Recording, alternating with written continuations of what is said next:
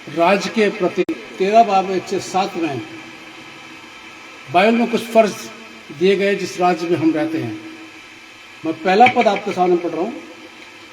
हर एक व्यक्ति शासकीय अधिकारियों के अधीन रहे, क्योंकि कोई अधिकार ऐसा नहीं जो परमेश्वर की ओर से ना हो, और जो अधिकार है वे परमेश्वर के ठहराए हुए हैं।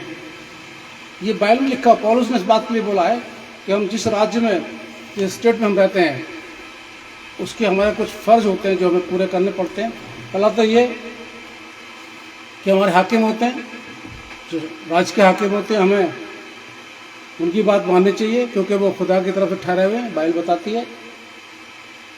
दूसरी बात ये, हम इनका विरोध ना करें, जो कह रहे हैं वो हम करें, क्योंकि ऐसा अगर हम करते हैं, इनका विरोध करते हैं, तो हम खुदा के सजा के सामने आ सकते हैं, क्योंकि ये खुदा ने इन हाकिमों को नियुक्त किया है।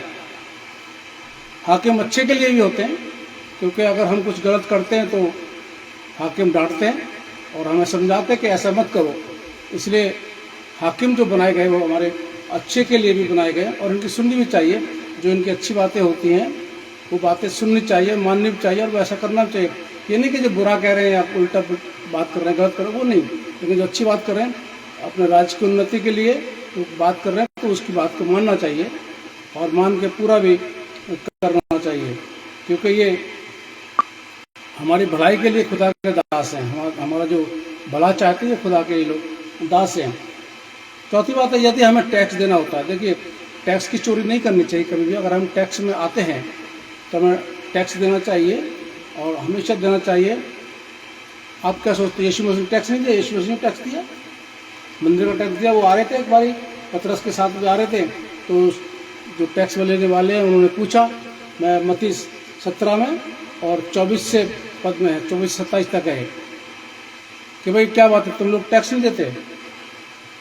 फिर ये बात यीशु मसीह ने सुन ली थी उस समय। फिर घर में आए, घर में बातचीत करी, तो पतरस से बोले क्या बात है भाई, हमें टैक्स देना चाहिए नहीं देना चाहिए?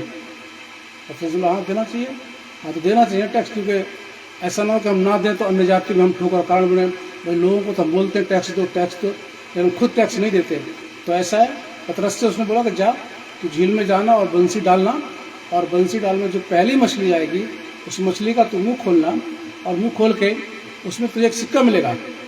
उस सिक्के को ले जा करके तुम मंदिर में जाकर टैक्स दे देना, क्योंकि कल को कोई हमसे ना बोले कि भाई तुम लोग टैक्स नहीं देते। जैसे तेरे से पूछा गया भी, उस मंदिर वाले ने पूछ लिया भाई तुम लोग टैक्स क्यों नहीं देते हो। तो इसलिए हम दूसरों को सिखाने से पहले अपने आप को वो काम करें। अगर हम टैक्स नहीं देते, हम दूसरों से बोलते हैं अरे साहब टैक्स दो, ऐसा नहीं। पहले हमें, अगर हम टैक्स के दायरे में आते हैं तो हमें टैक्स देना चाहिए।